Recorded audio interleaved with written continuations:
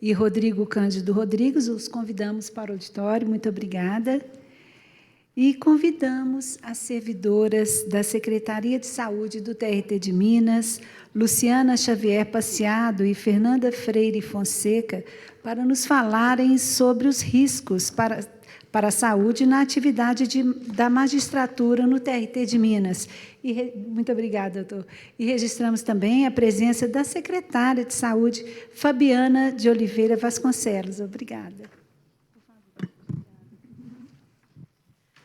Bom, dando sequência aqui às nossas palestras, nós estamos recebendo aqui as servidoras Luciana Xavier Passeado e Fernanda Freire Fonseca.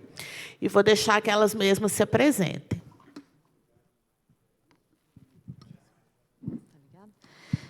Boa tarde a todas e todos. Eu estou aqui entrando já, não sei se está conectando, eu vou fazer um login aqui, mas vou me apresentar, passar a palavra para a Luciana, enquanto eu carrego aqui a nossa apresentação. Eu sou Fernanda, fisioterapeuta de formação, estou no tribunal há 10 anos, atualmente como chefe da seção de saúde ocupacional. Eu tenho uma especialização em saúde do idoso pelo Hospital das Clínicas, da UFMG, e um mestrado na linha de saúde e trabalho da Fiocruz Minas. Então, muito agradecida de estar aqui hoje pelo espaço, pela importância, né, da gente ocupar esse espaço, e agradecer a escola. E vou passar a palavra para a Luciana e eu vou carregar. Boa tarde. Então, Luciana Passeado, eu sou psicóloga, tenho 25 anos de tribunal, estive já no desenvolvimento de pessoas, antiga RH, e há 10 anos eu estou na área de saúde do trabalhador, junto com a Fernanda, o Marcelo, engenheiro de segurança, a doutora Sivani, médica do trabalho, e Natália, também psicóloga, né, nessa equipe interdisciplinar, nesse desafio hoje de estar pensando a saúde, né, dentro do ofício aí da magistratura, e da gente pensar o que a gente está chamando de saúde também, né, que conceito é esse. Então, a Fernanda está conseguindo, não?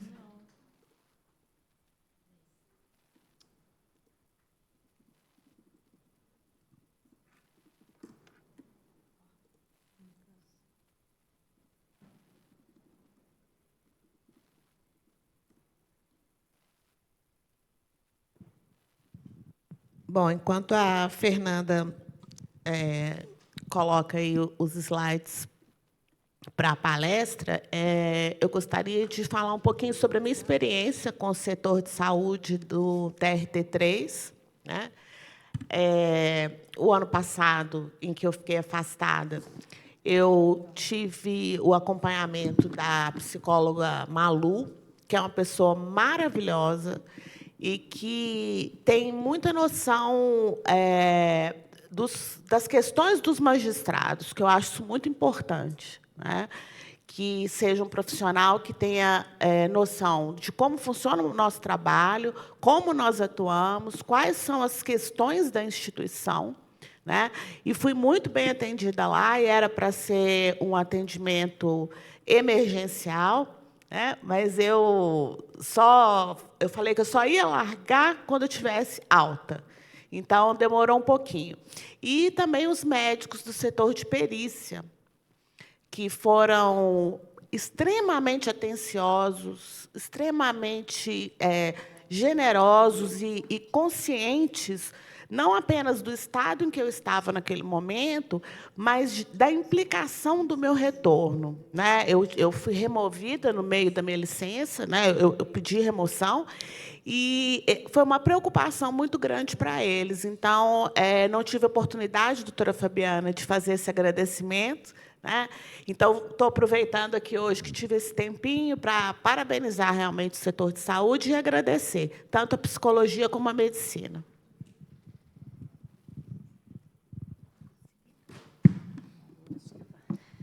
Estamos tendo... Ixi!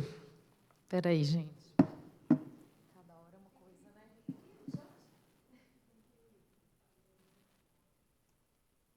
Você quer começar a falar, Luciana?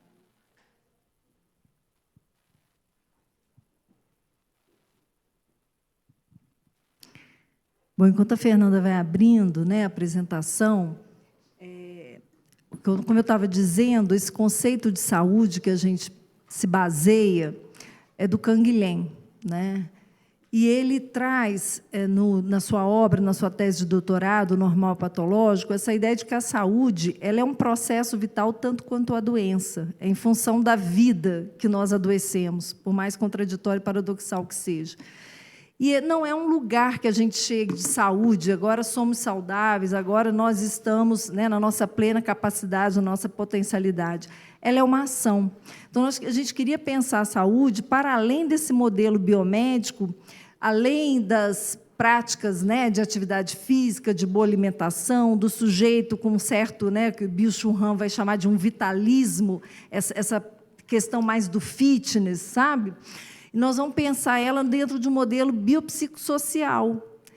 A gente vai pensar a saúde em relação às infidelidades do meio para com cada um de nós, né? Se a gente pensar na pandemia, o meio foi nos infiel, né? Nos foi infiel com a questão do vírus. E nós temos como fazer adaptações, né? Nós temos como fazer regulações, a gente é ativo nesse processo. E muitas vezes a gente transfere para o médico, como a gente transfere os nossos problemas e conflitos para o judiciário, para o juiz, para o outro, a gente terceiriza. Então, a saúde ela não é um assunto só da Secretaria de Saúde, só dos psicólogos, né, só dos médicos, ela é um assunto nosso. E esses saberes, foi falado de saberes e sabedoria, nós cada vez mais vamos precisar conversar uns com os outros, e aí eu queria trazer essa ideia que a Aline, né, já trouxe brilhantemente hoje de manhã, a gente participou, né, virtualmente, dessa ideia de não mais nós falarmos a alguém, ao outro, mas nós estamos precisando falar com o outro. Nós estamos precisando falar uns com os outros. E aqui, nessa fala agora, né, dessa última mesa, esse lugar da categoria, né, nós podemos contar uns com os outros enquanto juízes, magistrados, mas também uns com os outros em termos de servidores, né, esse diálogo. Então, eu fico muito feliz da gente estar fechando esses 3 dias da semana formativa, né, com 2 servidoras da casa, falando para os juízes. Esse tipo de interlocução é o que eu estou mais acreditando hoje, depois de 2 décadas nessa instituição, onde eu me lembro que um curso que eu dava na época da RH de digitadores, de audiência de formação de digitadores, e aí eu cheguei para a minha chefe e falei assim, olha, agora eu formei ainda sobre essa questão da horizontalidade, né, formei novos digitadores, né, novos secretários, eram os datilógrafos na época de audiência, eu vou conversar com os juízes, para, né, eles terem paciência, estar aprendendo, e vou conversar. Ah, não conversa com o juiz, não. Então, a gente não tinha acesso para conversar com aquelas barreiras de status e hierarquia entre nós, como se nós não estivéssemos no mesmo espaço, né, doutora Luciana? Então, acho que esse é o momento, né, por se falar em horizontalidade, da gente pensar dessas relações de reciprocidade dentro da casa, como uma casa do judiciário, mas não uma casa só do juiz, né, como uma casa compartilhada de um espaço comum. Então, é um pouco essa ideia, mas vamos agora, né? Conseguimos, gente.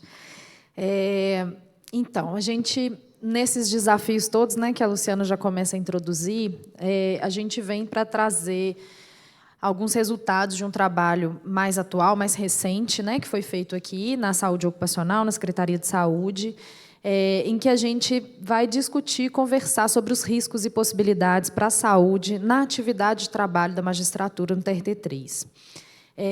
Diante essa trajetória profissional, né, que a gente se apresentou aqui, eu digo por mim, mas acho que também pela Luciana, a gente se identifica muito com essa forma de pensar o trabalho, como, até citando 2 autores muito importantes para nosso trabalho, para a nossa construção teórica, o nosso arcabouço, que é o Yves Schwartz e o Georges Canguilhem, que a Luciana já citou, que eles chamam de matéria estranha, né, uma matéria estrangeira. O trabalho como uma matéria em que é impossível de se conhecer numa posição externa, de fora desse território.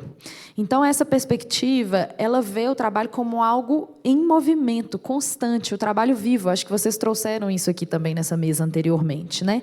Composto por normas que antecedem esse trabalho, mas também por normas que se reconstroem nessa dinâmica que é colocada o conceito que a gente vai trazer muito aqui, que é o conceito de atividade. Essa atividade como movimento, atividade de trabalho, mas a atividade humana como um todo, como um movimento, como uma oposição à inércia.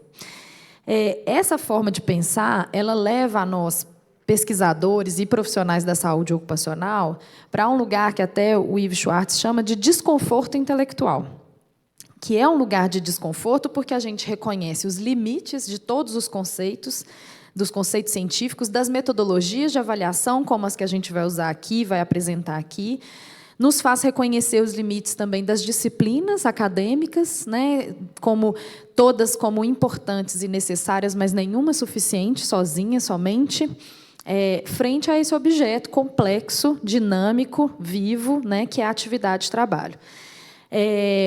A gente passa a pensar nesse trabalho como um encontro, que não é possível ser totalmente antecipado nem enquadrado. Então, é a partir dessa perspectiva que a gente traz esse trabalho da atividade, da ergonomia da atividade, né, um conceito que a gente traz um trabalho de pesquisa, de investigação, mas também de transformação, né? Eu até trouxe o livro da ergonomia francesa, né, que é essa referência, que é compreender o trabalho para transformá-lo. Esse é o objetivo real, né, assim, o objetivo principal da ergonomia, desse tipo de ergonomia, que a gente chega com essa contratação aqui desde o ano passado. Essa contratação, na verdade, vai até 2024, com uma empresa que tem um quadro de ergonomistas que tem feito essa avaliação, desenvolvendo essa avaliação em basicamente 3 etapas. A gente tem uma avaliação ergonômica preliminar, que é uma avaliação única e passa por todas as funções, cargos do tribunal, o levantamento dos riscos psicossociais, que a Luciana vai trazer, e a análise ergonômica da atividade em si, que eu vou aprofundar um pouquinho para frente. Porque a gente fala dessa ergonomia, quando a gente pensa na ergonomia de uma forma geral, a gente lembra da cadeira, da mesa, né? Até da segurança, às vezes, da iluminação, mas a gente traz essa ergonomia centrada na análise das atividades reais, situadas, né, no momento, no real do trabalho, que não vai se limitar a essas questões do mobiliário, layout ou outras funções, mas inclui esses aspectos organizacionais que fazem parte os riscos psicossociais, que é um tema novo, né? E a Luciana vai trazer aqui para vocês e a gente vai seguir. Então, a gestão dos riscos ela vai trazer essa parte, esse aspecto mais subjetivo, relacional, social do trabalho. E os riscos, então, não são só fatores, né? São processos, são as dinâmicas ali, são aspectos da gestão e organização, né? E seus contextos sociais e ambientais que podem causar danos, biopsicossocial, moral, né? Essa pesquisa ficou aberta, esse questionário online, de agosto a dezembro do ano passado, e foi uma pesquisa, então, quanti-qualitativa. Nós estamos agora, através do programa Saúde e Movimento, indo ao interior, estando com as equipes, com os gestores, juízes, diretores de vara, né, todos os servidores, e foram respondidas 1.232, né, 1.232 questionários. Nós tivemos as respostas, então, e foi mais ou menos essa adesão que nós tivemos, né, desembargadores, juízes titulares, substitutos, analistas e técnicos judiciários. Então, a gente acha assim, super importante no universo assim, né, de 4.000 e alguma coisa, a gente ter sempre essa disponibilidade, contar para a consistência dos dados. A gente computou aquelas unidades que tiveram acima de 50% de respondentes. Então, as pessoas receberam, gestores, um relatório, e individualmente também, porque se a minha unidade não atingir o mínimo, nós não achamos justo que a pessoa não receba um retorno, pelo menos daquela visão dela, unilateral, pelo menos, né, do seu ambiente, para ela ver como ela está percebendo aquele ambiente dentro de 7 categorias que nós analisamos. E também usamos um outro instrumento para avaliar a questão do elo trabalho-família. Tá? Então, vamos lá aos resultados. Então, as 7, a letrinha não está ajudando, mas eu vou ler. As 7 categorias são apoio da chefia, apoio dos colegas, cargo, comunicação e mudanças, controle, demandas, relacionamentos. E o elo trabalho e família é a interferência do trabalho na família e a interferência da família no trabalho. Então, nós temos essa legenda aí de risco baixo verde, que é um risco sob controle e manter, o médio é um risco aceitável, mas com necessidade de alguma melhoria. Em laranja, nós temos o alto, que necessita de ações de melhoria para eliminação ou mitigação, e o muito alto, que é o inaceitável, requer medidas imediatas. Claro que esse aprofundamento, de em que situações de trabalho, como a Fernanda falou, quais são os aspectos ali que estão intervindo para esse resultado nessa categoria, é muito importante ser feita essa análise complementar qualitativa para a gente aprofundar. Mas aqui a gente já vê, no apoio da chefia, alguns juízes, alguns magistrados questionaram, mas nós não temos uma chefia imediata. Então, muitos consideraram quem? Os conselhos superiores, a própria corregedoria, como essa chefia. Nós percebemos também comunicação e mudança diferente do tribunal para os juízes de primeiro grau, já como um risco alto. Controle, a gente percebe que no juiz substituto, essa categoria ela se comporta diferente do restante dos trabalhadores. Em demanda, normalmente é um risco médio, nunca que apliquei dentro do tribunal, a gente encontrou um risco demanda verde, baixo, porque até a natureza do judiciário é essa. A gente não pode restringir a entrada de petições, porque tem muita gente aposentando, porque eu não posso nomear servidor, então a gente tem uma porta aberta, escancarada, é preciso, mas nós temos um limite aí de pessoal, de recursos para fazer face à exigência do que é demandado para nós. E aí nós temos a interferência do trabalho na família maior, já mais alto, dentre os magistrados em relação ao restante do tribunal. E a interferência da família no trabalho é mais tranquilo do que no trabalho na família, isso segue a literatura internacional, isso já em várias empresas, não só no tribunal.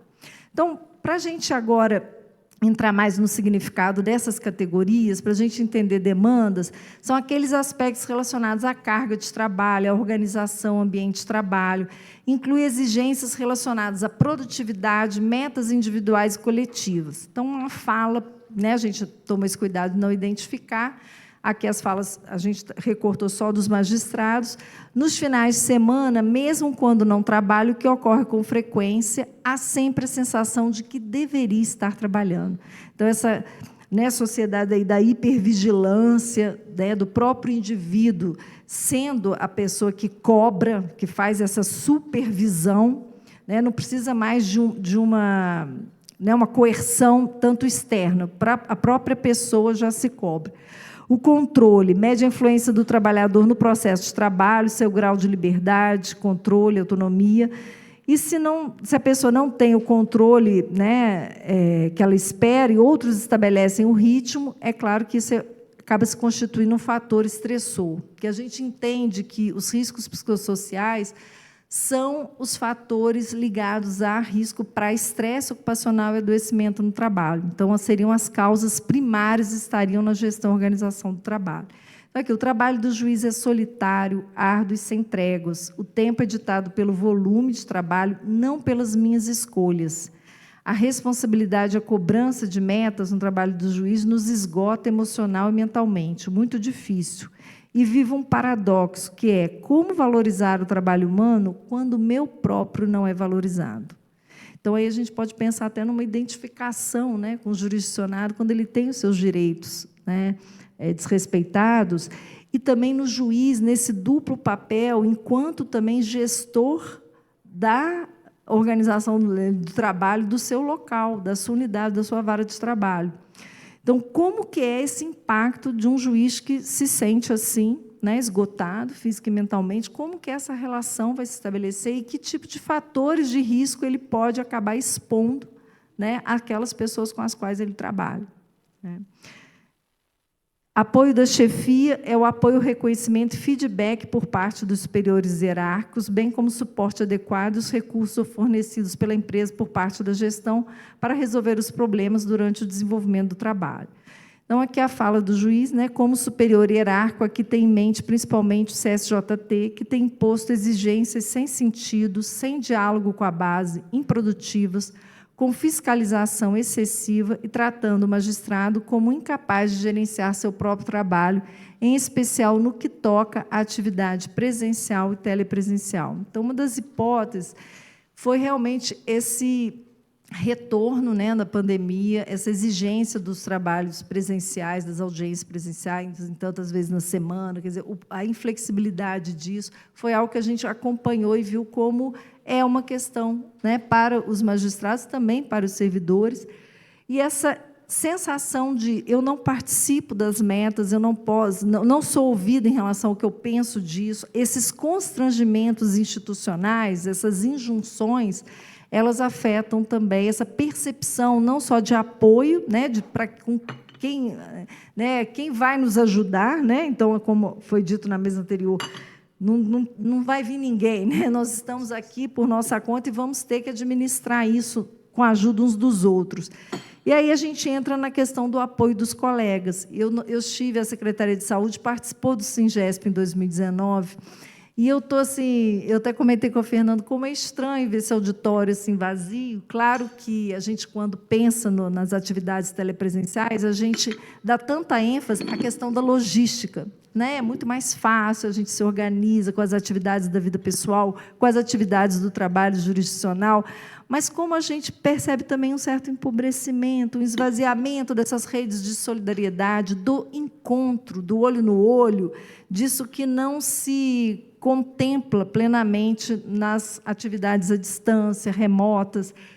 E fico pensando nos 2 dias de plenário, né? Quinta e sexta vai ser assim, eu acho que, enfim, mas é uma reflexão. Então, esse apoio dos colegas fala da solidariedade, né, na execução das tarefas, ajudar a lidar com a sobrecarga de trabalho, a falta de autonomia, minimizando os efeitos nocivos desses estressores na saúde e no desempenho. Então, os estudos de modelo de estresse têm essa relação, né, do apoio social de colegas, de chefia, o apoio institucional, como essa variável capaz de compensar os desequilíbrios entre grandes exigências e demandas e a nossa capacidade de resposta. Então, se a gente não encontra esse apoio nos colegas, fica muito mais duro e difícil, muito mais nos vulnerabiliza em termos de saúde e até desempenho. Então, essa fala me chamou muito a atenção, porque, normalmente, o apoio dos colegas, a gente pensa nos pares, seriam os outros colegas magistrados. Mas, aqui, olha essa fala, minha relação com colegas, entre aspas, de trabalho, em 100% de vezes positiva, por sinal, é com servidores com os quais trabalho, seja na VT, seja em gabinete. Do ponto de vista do dia a dia, juízes como eu não são colegas do ponto de vista da convivência no trabalho cotidiano. Então, essa questão, né, por isso que eu falava da categoria, sim, a gente, né, se fortalecer como categoria, temos as diferenças, mas também essas equipes que são mutantes, mutáveis, né? Você está numa vara, você está com uma equipe, você faz parte daquela equipe como gestor e como talvez até esse sentimento de coleguismo, né? De horizontalidade, de parceria. Os relacionamentos, eles ficam em risco, essa categoria, quando há isolamento físico ou social. E aqui eu chamo a atenção de novo para a questão do teletrabalho. A precariedade das relações com os superiores ou colegas de trabalho, conflito interpessoal, falta de apoio social. O volume de trabalho exaustivo acaba prejudicando a relação entre colegas, pois há sempre a sensação de que um está empurrando o trabalho ao outro. Muito do que a gente, às vezes, percebe como problemas de relacionamento interpessoal, é preciso que a gente tenha um olhar em perspectiva mais organizacional, e aí eu trago essas delicadezas, as sutilezas das injunções, dos problemas estruturais se tornando problemas, às vezes, interpessoais. Né? Então, nós temos um quadro claro de sobrecarga, a complexidade dos processos aumentou, a entrada, a distribuição também aumentou, né? Você vai comparando, né, dos últimos anos, vem aumentando, com déficit de servidores. Então, isso é, vamos dizer assim, um prato cheio para que problemas de ordem estrutural acabem se tornando problemas interpessoais. Né? Comunicação e mudanças, que diz respeito ao grau de participação e envolvimento das pessoas nas mudanças ocorridas no trabalho, presença de diálogo, aberturas nos processos de comunicação e tomada de decisão.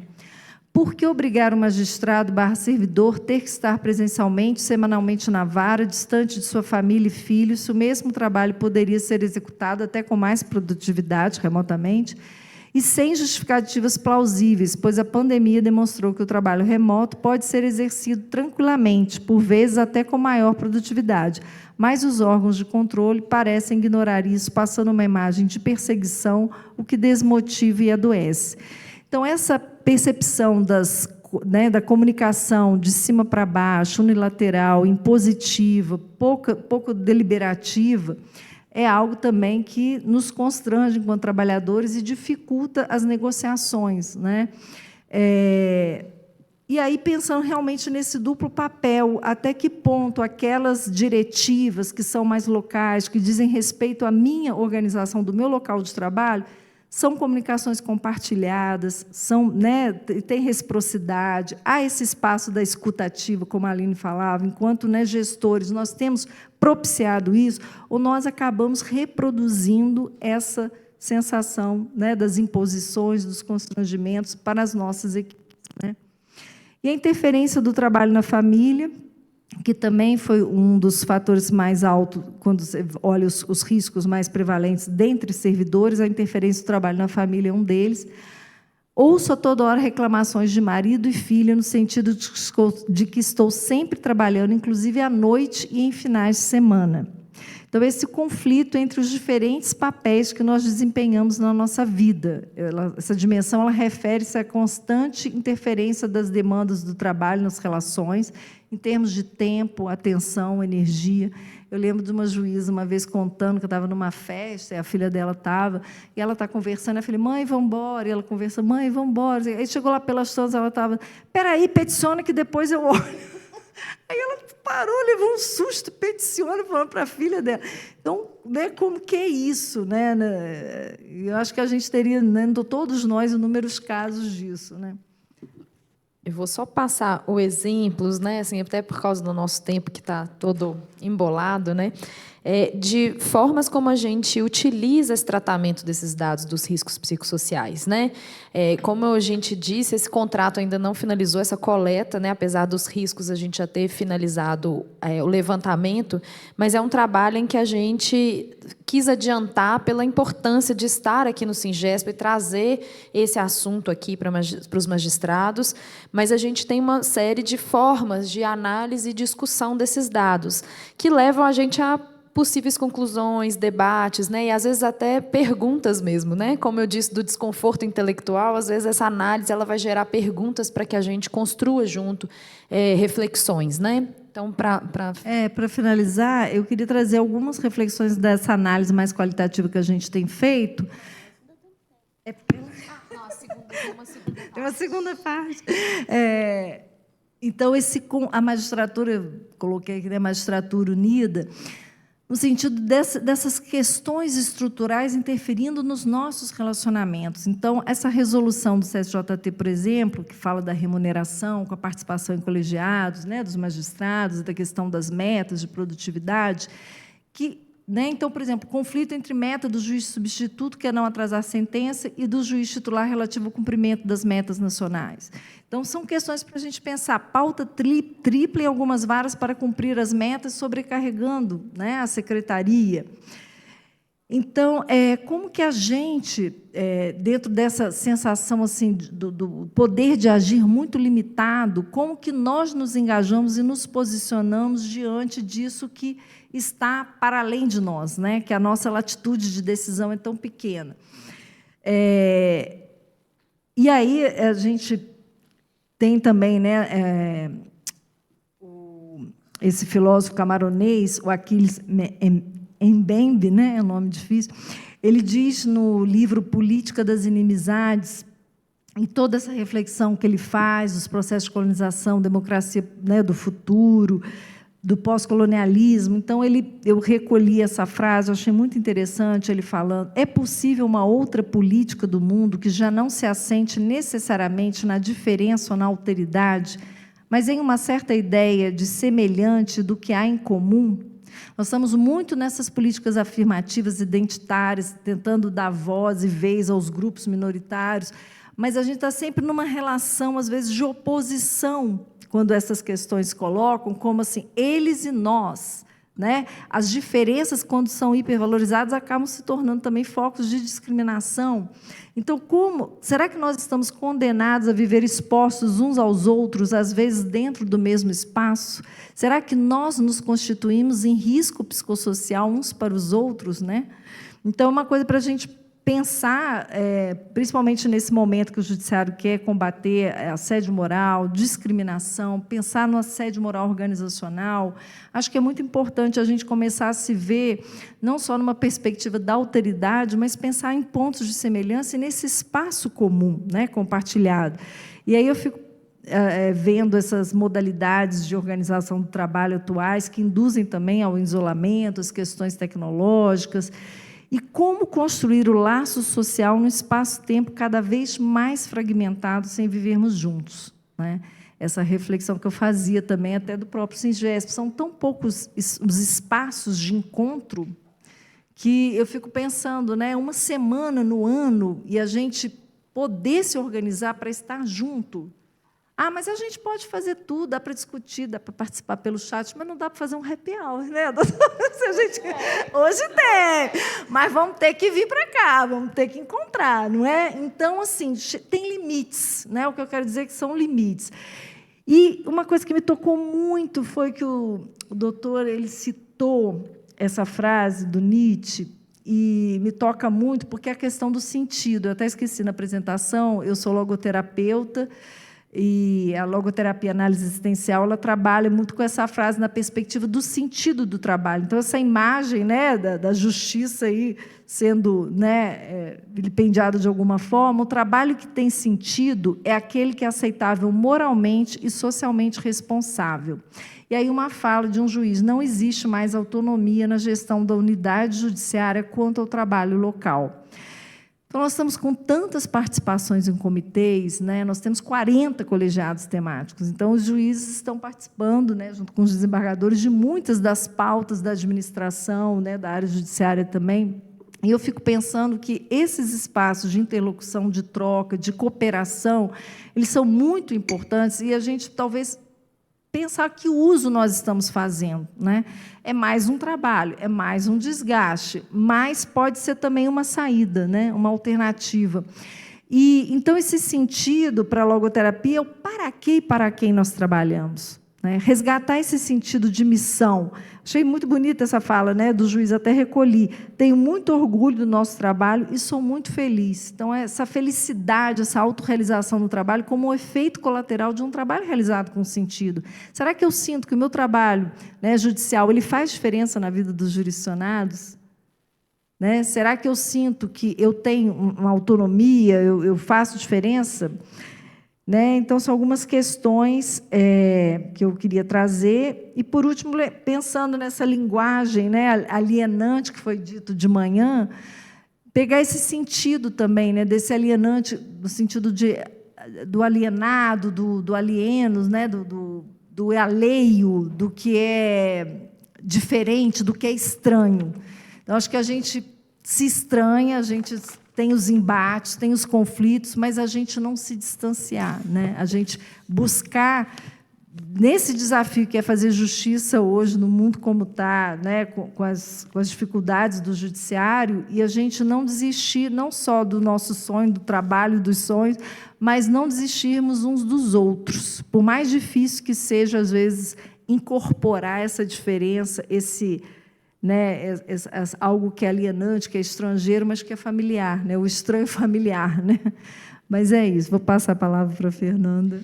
Bom, gente, só reforçar, a gente chegou aqui nos 45 do segundo tempo do dia, eu vou pedir para vocês ficarem com a gente aí mais alguns minutos. Eu até vou pular uma parte dessa apresentação, como eu disse, né, que a gente tem resultados preliminares dessa avaliação, mas a gente trouxe muito no sentido de sensibilização, de trazer o assunto pela importância do espaço, mas também de fazer convites. Né? A ideia é que a gente siga com essa coleta dessas avaliações até dezembro.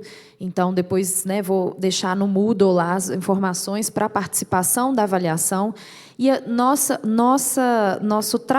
tratativa dessas informações todas, existe um projeto de uma série de ações no ano que vem, de metodologias específicas para que, a partir desses resultados, a partir de tudo isso que a Lu trouxe, né, assim, em relação aos riscos psicossociais, e agora eu vou passar para os riscos ergonômicos, outros riscos organizacionais que a gente encontra, como que a gente constrói esse saber que é coletivo, né? Como que a gente constrói esse novo saber a partir dessas injunções atuais, das mudanças do cotidiano de trabalho, né? Então, eu vou pular uma partezinha aqui, nós vamos lá para frente, porque eu acho que a gente vai chegar... só para não também ocupar demais, né, o tempo de todos, né, que eu sei que estão no fim do dia e de trabalho, ainda tem, né, mais 2 dias dessa semana, mas para trazer o que é essa análise ergonômica e trazer o que a gente tem de resultados, né? Quando a gente fala dessa introdução, né, que eu trouxe em relação ao trabalho, como essa matéria estranha, como esse trabalho em movimento, né, a gente traz uma conceituação de que esse trabalho ele é sempre, em alguma medida, ele é descritível, antecipável, eu consigo dizer do que eu faço, né? Ele é desenvolvido a partir de protocolos que muitas vezes foram desenvolvidos por outros além de mim, que é prescrito para mim, né? Mas ele também é um encontro, né? E aí até a Lu falou desse encontro, mas o próprio atividade de trabalho é um encontro que traz sempre algo imprevisível, né? A mesa anterior trazendo essa questão até das violências, dos riscos, né? Do ponto de vista da segurança, né? Algo imprevisível que convoca a cada um que trabalha a tomar decisões. E a cada minuto, a cada tempo, né? Aqui e agora, a gente faz escolhas o tempo todo diante desse imprevisível. E essas escolhas, elas são tomadas a partir de valores, elas são tomadas a partir de saberes que fazem parte da nossa experiência individual, mas também coletiva e compartilhada. Muitas vezes, o que se vê, às vezes, é até que essas decisões e esses valores eles vão ser até contrários ao que estava prescrito, né? Então, esse conflito, esse embate e esse espaço, essa distância entre o que foi prescrito e o que eu realmente, efetivamente faço para executar o meu trabalho, é o que nos permite trabalhar em saúde, né? Que é o que o Canguilhem trazia em relação a não é possível a gente simplesmente se assujeitar às normas. Então, por mais que a gente tenha normas, né, esse trabalho prescrito é um polo dos conceitos, né? Então, a gente tem as ferramentas de trabalho, as regras que tendem a ser armazenadas, né, e codificadas. Então, no judiciário, acho que isso está muito mais claro, né, porque a gente tem os códigos legais, né? É esse polo do saber constituído, que a gente chama, que inclui também o saber acadêmico, ele inclui o que está nos livros, nos cursos, nas normas, nos treinamentos, né, os saberes operacionais, que são convocados para as prescrições, quando se decide como fazer, né, quando a gente coloca essas falas, né, dessa percepção de não haver autonomia, de chegar de cima para baixo. O que é convocado normalmente para essa prescrição é esse saber codificado, né, do trabalho prescrito mesmo. Ele determina, então, essas condições que são técnico-estruturais, em que a gente vai executar o trabalho, mas também as socioeconômicas, as políticas, né? Então, tudo isso vem desses preceitos normativos mesmo, e pressupõe um certo controle sobre as tarefas. Mas o que acontece quando a gente se depara com a atividade de trabalho é que, diante dessa prescrição, desse arcabouço teórico, metodológico e legal e jurídico, né, é que a gente chega numa situação de trabalho real, num momento ali, sento na sala de audiência para receber ou visualizar numa tela aquele processo que eu tinha lido ali no papel, eu chego ali com pessoas reais para poder desenvolver.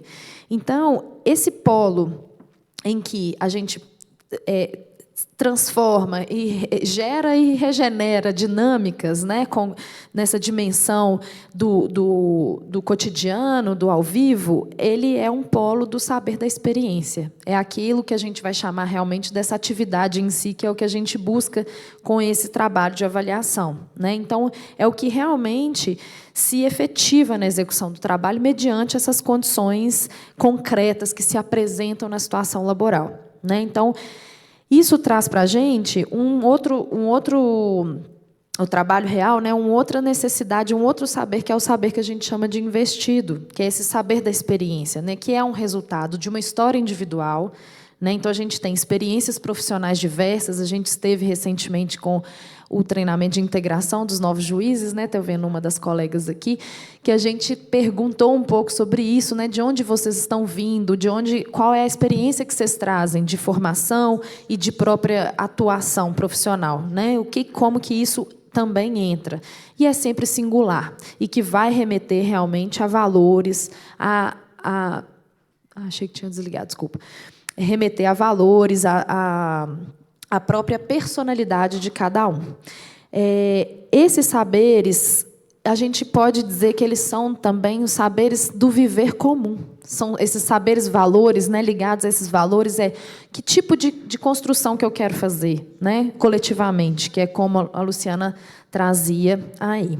Então, diante desses conflitos, né, a gente vai estar sempre num compromisso entre fatores que são externos a nós, né, vamos dizer, os objetivos que a instituição fixa em relação à nossa tarefa, né, e no judiciário a gente tem uma série de níveis hierárquicos que vão definir esses objetivos, os meios que eu disponibilizo, eles estão externos a mim. E outros internos, né, que vão estar nesse própria personalidade, características pessoais, o nosso momento. Então, como eu chego num dia de audiência, pode mudar radicalmente as escolhas que eu faço naquele momento. Né, assim, eu tô uma noite sem dormir, eu estou com cólica, eu estou preocupado com meu pai que está internado, como isso afeta, como isso vai ser envolvido e engajado nesse momento em que eu me defronto com a situação real de trabalho. Né? Essas dimensões que são invisíveis, elas exigem que a gente, para compreender o trabalho, para transformá-lo, a gente precisa estar junto com quem trabalha. Então, é isso que a gente faz nessa segunda etapa dessa análise ergonômica, em que a gente tem acompanhado as atividades de trabalho. Nesse sentido, na ergonomia da atividade, é isso. A gente vai trazer uma observação da situação real, sem interferência dessa situação real, e a gente já tem aqui, né, eu vou passar para vocês alguns fragmentos que a gente já tem 4 magistrados já avaliados nessa perspectiva, nessa metodologia, e aí eu trouxe alguns recortes para a gente conversar, para trazer algumas questões. Então, a gente está fazendo essa análise ergonômica dos magistrados, a princípio, os que a gente tem em situação de audiência. Então, a gente tem o relato, né? As audiências são presenciais em 5% dos casos e remotas em 95%. Isso é um dos principais motivadores para a gente trazer essa reflexão sobre a atividade, porque é uma mudança muito significativa que a gente tem. Com a pandemia, mas não só, nesses desdobramentos. Quais são os riscos ocupacionais para cada modalidade de trabalho que a gente tem? E se temos esses 2 modelos, né, a gente tem riscos híbridos. Então, para chamar a atenção de vocês, né, a gente tem questões específicas do mobiliário, do layout, dos equipamentos, que vão abranger cada uma dessas modalidades. A gente tem uma reclamação histórica sobre as telas tamparem as partes, sobre essa visibilidade da sala de audiência, a própria segurança que estava sendo colocada aqui, né? O que eu ganho, o que eu perco, entre aspas, em relação a cada uma dessas modalidades. Agora, a gente tem também, por outro lado, atrasos na conexão, essa desconfiança que eu vou trazer aqui para vocês, né? De saber o que está acontecendo ali do outro lado da câmera, né? Mas existem escolhas e estratégias que cada magistrado faz para minimizar esses riscos. Então, é aí que a ergonomia começa a se interessar por essas reservas de alternativas. O que diante desses riscos, cada um e cada uma escolhe? E a partir de que valores, a partir de que experiências? Então, a gente tem, por exemplo, um magistrado avaliado que fala: eu só marco audiência de instrução presencial, porque essa tomada de prova oral, eu acho muito difícil reconhecer o que está acontecendo do outro lado. Então, essa é uma estratégia. Né? Um outro magistrado que analisa tudo o que foi produzido pelos servidores, na base de 90 decisões ao longo do dia. Então, que tipo de saberes, até experiências prévias, e valores permeiam essa escolha, porque isso é uma escolha, né? Vocês vão ver a variabilidade, eu acho que diante dessas afirmativas aqui que eu coloco, né, dessas avaliações, alguns de vocês vão estar se reconhecendo, outros assim, nossa, por que esse colega faz isso? Né? É aí que a gente encontra exatamente essa riqueza mesmo, dessa possibilidade diante do prescrito, que é o mesmo, o trabalho a ser executado é o mesmo, mas o que é efetivamente feito é sempre diferente, né?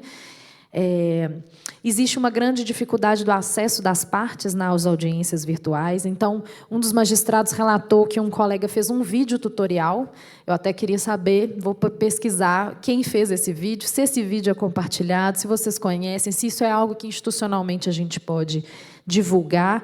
E ele, inclusive, sugere que o TRT faça medidas pedagógicas com advogados, partes, como testar a câmera antes, o áudio, estar corretamente vestido, ter uma boa conexão, sendo questões mínimas necessárias, né?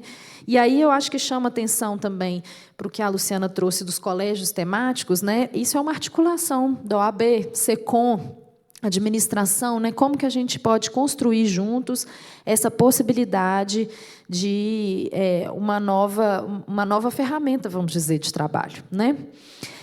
Os advogados, em algum momento da audiência, discutem por alguns minutos, o magistrado apenas observa. É uma cena interessante, assim, porque a gente, claro, na filmagem, a gente tem essas filmagens, né? A gente não aponta essa câmera para as partes, então a gente escuta uma discussão. E uma discussão difícil, assim, complexa, o magistrado primeiro fica olhando, depois ele abaixa o rosto, e em algum momento ele intervém sem falar sobre a discussão em si, ele traz um outro assunto como se nada tivesse acontecendo. Quando a gente vê nessas situações de discussão, né, volto a falar, né, do que aquele momento e como que aquilo pode me afetar ou não naquele dia de trabalho, naquela situação de tempo histórico mesmo, né? Então, uma outra escolha aqui, né, adota uma forma de fazer pausa separando em audiências leves, médias e pesadas. Então, ele explica bem como ele classifica o que é audiência leve, o que é audiência média, o que é a pesada, e como ele faz a distribuição ao longo do dia para que ele, depois das leves e médias, faça uma pausa, e entre as pesadas, faça uma pausa também. Então, eu deixo, né, essa pergunta, como que cada um gerencia essas pausas, essa pauta para que aconteçam essas pausas, né? A gente tem no tribunal, uma das coisas que eu pulei aqui para trás, na análise preliminar, 55% dos magistrados falam que não existe nunca uma pausa regular estabelecida. Então, como que a gente pode usar de estratégias, né, para que isso seja feito, seja possibilitado? Em certo momento da audiência, o magistrado tentou alongar o pescoço. E aí esse é um relato da ergonomista, que é fisioterapeuta, né, pergunta se ele tinha algum desconforto. Ele fala que normalmente tem no final do expediente, mas que também pode estar atribuído ao cansaço ou até mesmo às noites mal dormidas em viagem de uma cidade a outra, mas que ele está se organizando para mudar. Eu acho que essa é uma realidade muito comum e frequente, né, na magistratura, de viver em cidades diferentes da própria lotação. Então, quando a gente vai falar sobre essas questões físicas, né, os desconfortos físicos, muitas vezes eles podem não estar ligados simplesmente à execução ou ao mobiliário da sala de audiência, né? Tem uma série de fatores que estão... Hoje, a Aline, também de manhã, ela falou, né, das emoções não tratadas virarem sintomas, né, do corpo se manifestar. Então, a gente pensar em todas essas dinâmicas que afetam nossa saúde física. Isso, exatamente. Outra coisa que eu pulei, a Lu me lembrou bem aqui, que no adoecimento dos magistrados, né, as causas de absenteísmo, a maior da magistratura veio a lombalgia. E fazia muito tempo que o CIDM, que a gente chama, né, que são as doenças osteomusculares, não aparecia como principais causas, né? A gente tem um adoecimento mental já bem significativo, bem registrado, né? São as causas sequenciais, mas ela volta a aparecer como um fator importante, né? Então, a gente, né, a partir dessa avaliação, a gente começa a ter até mais efetividade na atenção à saúde das pessoas, porque uma vez que eu considero que esse mobiliário está equalizado, está de forma de forma geral, né, ele tem um mobiliário que é certificado ergonomicamente, quais são esses outros fatores que vão impactar, né? Estou vendo a colega aqui, ó, nossa, segurando o ombro aqui, está difícil. É isso, a gente traz tudo para nosso corpo, né? A gente não deixa de registrar nada do que a gente vive no nosso corpo.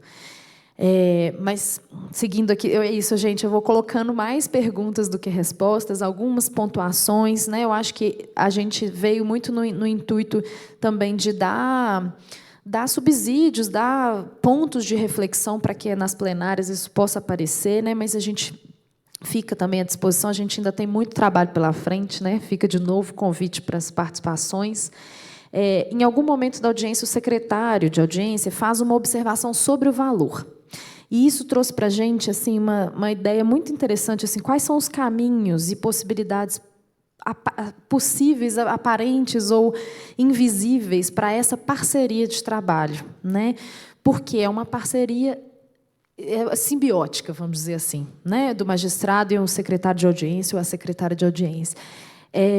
A gente vê uma variabilidade muito grande do que se faz, tanto desse secretário quanto do magistrado. Então, a gente vê os secretários que chamam as partes, qualificam as partes, outros que, além disso, ficam ali atentos ao processo e fazem um acompanhamento do processo, e como esse caso, ele faz um comentário na hora que os advogados confundem ali um pouco o valor, ele resgata e ele mesmo aponta para o juiz, né, essa observação do valor lá que estava sendo discutido. A gente tem aqueles dos próprios magistrados, né, que ditam até com pontuação. O vídeo é interessante porque não sei o que, ponto e vírgula, ponto, né? Aquela coisa bem assim, vou descrever exatamente o que eu quero, como eu quero que esteja escrito. Outros que vão falando, o ditador vai registrando ali de forma muito tranquila, ele vai acompanhando pela tela. Então, vocês veem que essa variabilidade, essas estratégias, por que a gente chama atenção para isso? Porque algumas vezes a gente acha que não tem que ser assim que tem que fazer, porque assim sempre foi assim, eu sempre fiz assim, a síndrome da Gabriela, né? E quando a gente começa a enxergar dos colegas trazendo outras possibilidades, fala, olha, será que não posso facilitar minha vida? Ou será que o colega não pode compartilhar comigo alguma ferramenta? Né?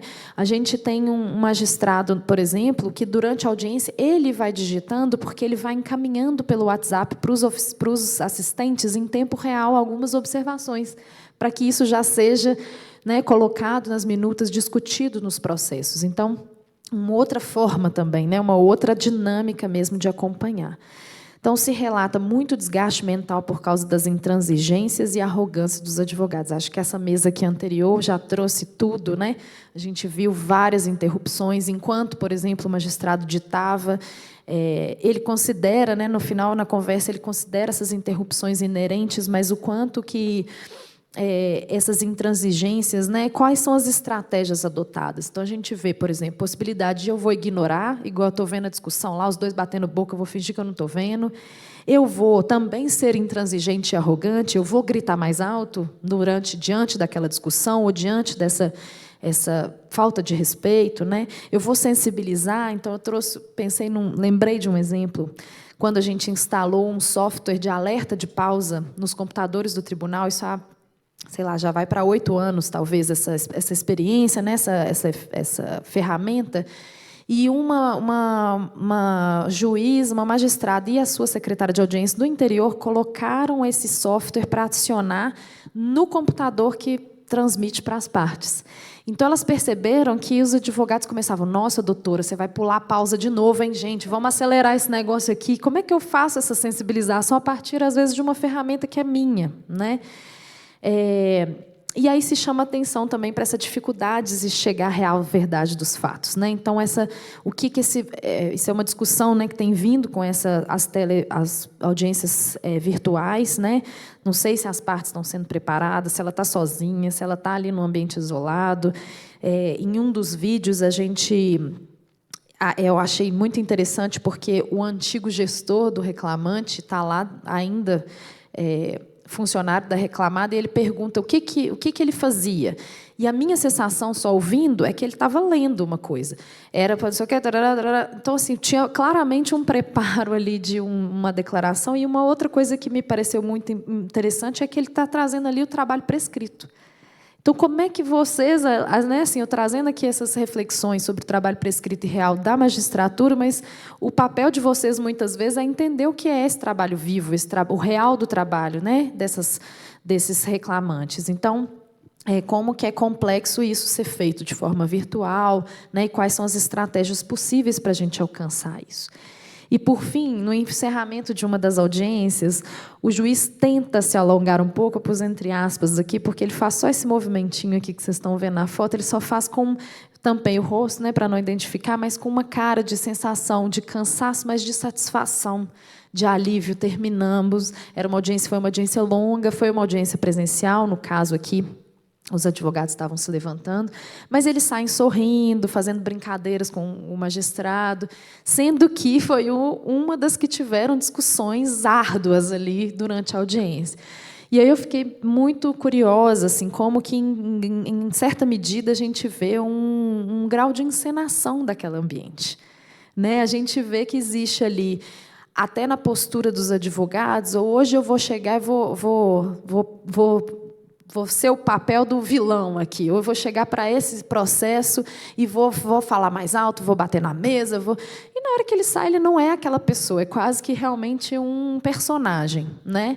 Então, quando a gente está diante de um cenário ali, de uma peça ou de uma encenação que é real, na verdade, né, gente? Estou fazendo essa brincadeira, mas no sentido é uma vivência real, mas que existem mesmo assumir posturas ali, né? Assumir personagens não só no magistrado e magistrados, mas dos advogados. E vocês vão vivenciar isso cotidianamente, né? E tem essa consciência de como é essa espécie de atuação, e na hora que termina, tudo muda ali, né? Como que isso vai e volta, né? Tem essa coisa do movimento que eu dizia anteriormente, né? Do trabalho, como que eu vou lidar com ele durante a minha audiência, mas na hora que termina a audiência, como é que eu vou responder a piada e vou ficar, né, numa boa ali, depois daquela experiência estressante, né? Bom, então, a gente fui correndo aqui, porque sei que a gente passou do tempo, começamos adiantados.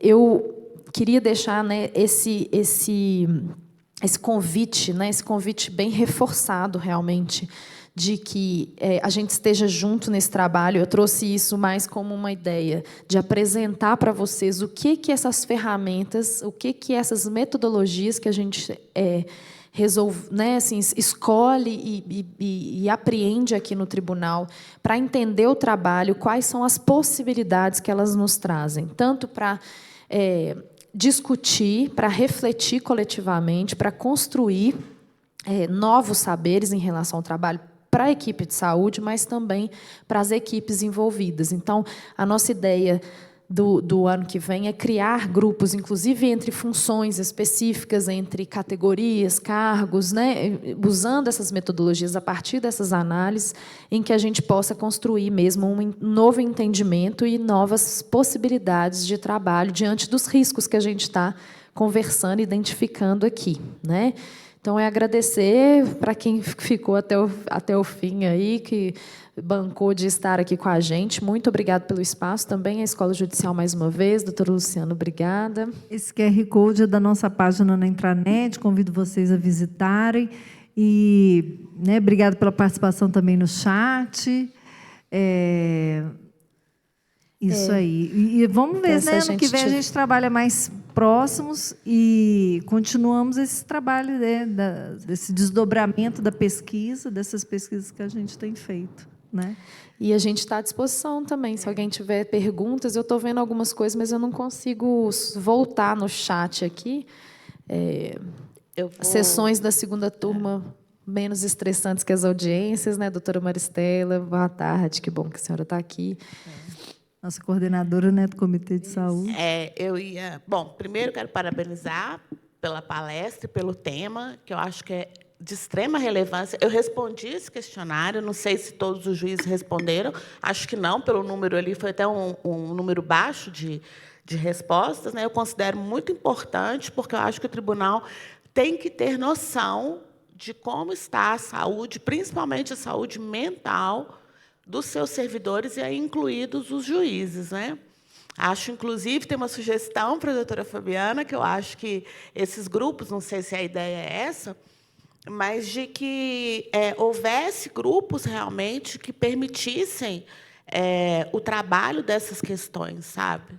A elaboração até pelos juízes internamente, porque é uma atividade extremamente desgastante do ponto de vista mental, solitária, né? E o que eu percebi, né, eu hoje estou falando sem parar dessa minha situação do ano passado, mas porque as temáticas hoje tiveram relação com isso, mas o que eu percebi é que muitas vezes é até difícil admitir que se tem um sofrimento mental ocupando esse cargo, né?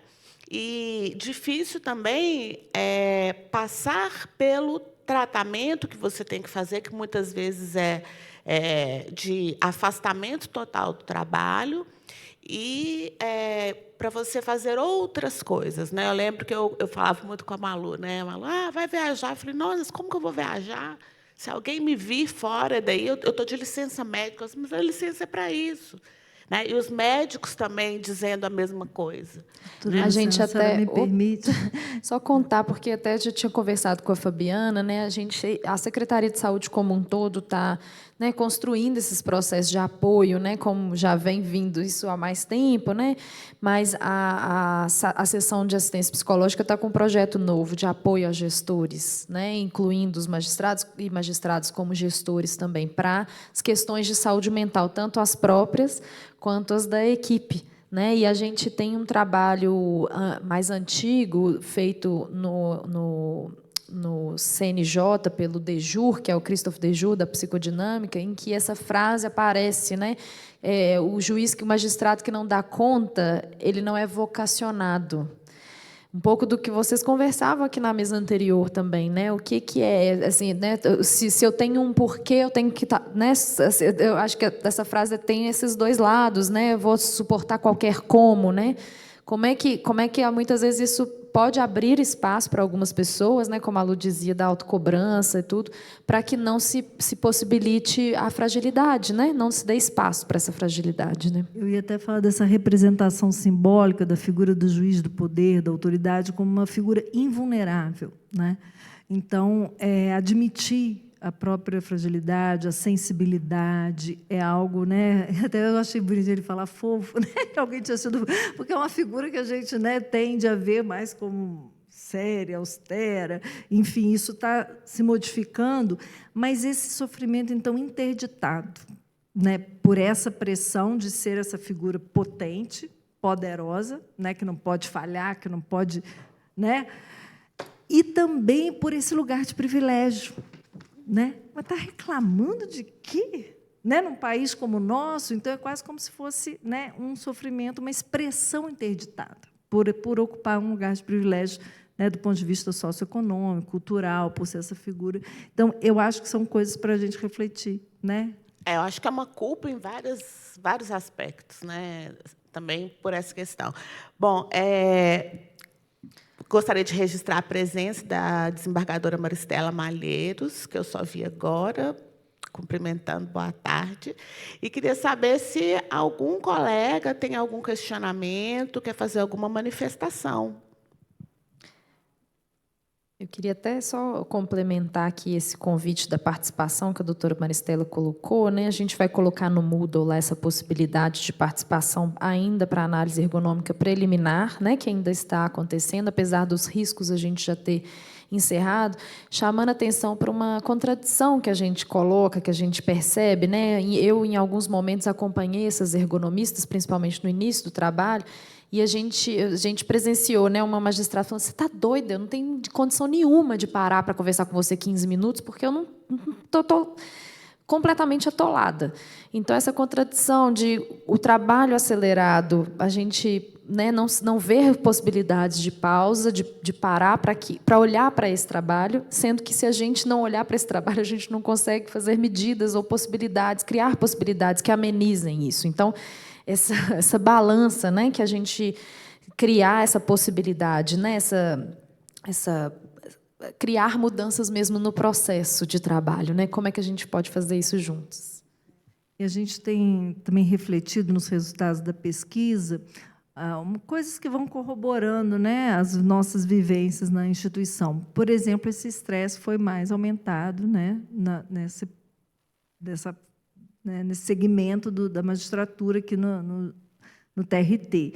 E não, né, por coincidência, a gente pensa que as ocupações hoje consideradas críticas e que são funções mais, né, bem remuneradas, que é justamente o cargo de assistente de magistrado e de secretário de audiência, e que também apresentaram, né, riscos mais aumentados. Então, a gente fica pensando que, de alguma forma, se desdobra, né, a esse... Né, são justamente as pessoas que trabalham mais próximos, que estão com essa carga de trabalho também mais aumentada por conta, né, desse trabalho muito ligado à magistratura que está passando por esses desafios. Então, a gente começa a linkar, né, as coisas. E, justamente, que são as parcerias, né, os assistentes e o secretário de audiência, são as relações mais próximas dos magistrados. Então, como que essas parcerias, né, transversais, que não são propriamente dos pares, né, mas que são importantes e que também a gente percebe sendo afetados pelos mesmos riscos. O colega Vitor, né, está fazendo uma colocação aqui sobre o adoecimento ligado a esse controle irracional sobre o trabalho presencial. Eu acho que é importante registrar, sim, que a pandemia, e aí a doutora Maristela acompanhou isso muito de perto, de um dia para o outro, eu, por exemplo, fui para Almenara na segunda-feira, saí de lá na quarta, achando que eu ia voltar assim na semana seguinte, deixei minhas coisas na geladeira e tal, e não voltei mais. Né? Não voltei mais, e, de uma hora para outra, também eu tinha que ter um outro ritmo de trabalho, eu tinha que, né, fazer as audiências telepresenciais, aquela loucura toda, os servidores e tudo. E, quando a coisa estabiliza, aí, não, agora não serve mais, volta, tudo ao contrário. Né? Então, assim, muitas mudanças, essa foi uma mudança, do meu ponto de vista, radical, né? A maior depois do PJE, que foi a primeira mudança que me trouxe um desgaste muito grande. Sim. Então, assim, acho que o colega Vitor está falando um pouco sobre isso também, porque depois que você aprende a trabalhar de uma outra forma e ter mais tempo livre para você, sem diminuir sua carga de trabalho, aquilo que você tem que cumprir, né? Uhum. Aí você volta atrás e aí tem que fazer uma série de coisas de outra forma, enfim. Acho que ele está falando um pouco sobre isso. E são momentos mesmo de transformação, né? Como não só exigem novos saberes, novos entendimentos, mas novos pactos mesmo, coletivos, individuais e coletivos, né? Como é que a gente constrói isso e como às vezes isso também, esse processo também é interrompido por novas injunções, novas decisões, né? Assim, então é realmente desgastante esse processo, né, de aprendizado, é um novo aprendizado, né, que se cria a cada mudança. Mas eu acho que a gente, uma das coisas que motiva a gente a trazendo isso aqui e convidando para esses trabalhos de discussão, é que, quando a gente pensa que essa é o que a gente chama, né, de renormatizações que acontecem no trabalho, diante do prescrito que não responde, né, que a gente vê um vazio das normas, as normas não correspondem a tudo que a gente precisa ali no momento. Durante o que aparece, essas reservas de alternativas, como fui apresentando, tentando apresentar alguns recortes para vocês, que são individuais, mas que são repetitivas ou, né, reconhecidas pelos pares, é a partir dessas reservas que se manifestam ali que a gente consegue aprimorar mesmo as normas antecedentes, esses prescritos, né? Então, quando a gente dá visibilidade para esse espaço criativo do trabalho, né, quando a gente consegue protagonismo para quem trabalha em relação às suas escolhas cotidianas, né, a esse espaço, porque ele não é descritível, como eu disse anteriormente. Muitas vezes, se eu pergunto, igual, né, numa audiência para o trabalhador o que ele faz, ele vai me dizer o que ele faz. Se eu pergunto para um juiz, a primeira pergunta da análise ergonômica, ele vai descrever o prescrito do trabalho. Eu faço audiência, eu leio os despachos, eu assino, Mas, na hora que você vai para o trabalho vivo, a quantidade de coisa que está entre isso e o que acontece, e essa decisão, e essa saída do jurisdicionado ali daquela sala de audiência, a quantidade de coisa que está ali, dá visibilidade para isso, é o que possibilita que a gente, coletivamente, institucionalmente, possa aprimorar os normativos e até as prescrições, né? Esse aqui é o nosso objetivo, assim, nossa esperança mesmo com o trabalho, né? Nossa confiança nessas metodologias que a gente está utilizando, né? Bom, mais alguma questão? Algum outro colega quer se manifestar? Não? Bom, então eu vou agradecer as palestrantes aqui, Luciana e Fernanda. Muito obrigada pelo retorno aqui no chat. A gente já viu que o tema foi muito bem recebido e realmente a temática é muito importante. Viu? Muito obrigada. Obrigada, doutora Luciana. Obrigada a todos e todas.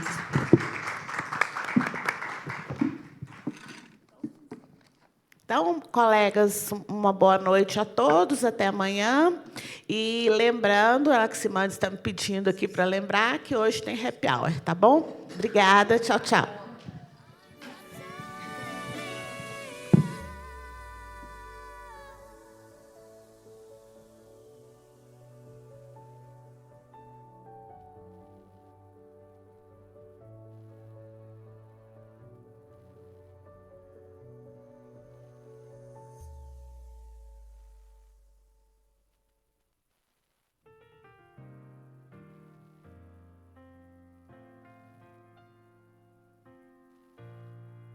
Let's take our time tonight, girl. Above us are the stars are watching. There's no place I'd rather be in this world. Your eyes are where I'm lost in. Underneath the shadow.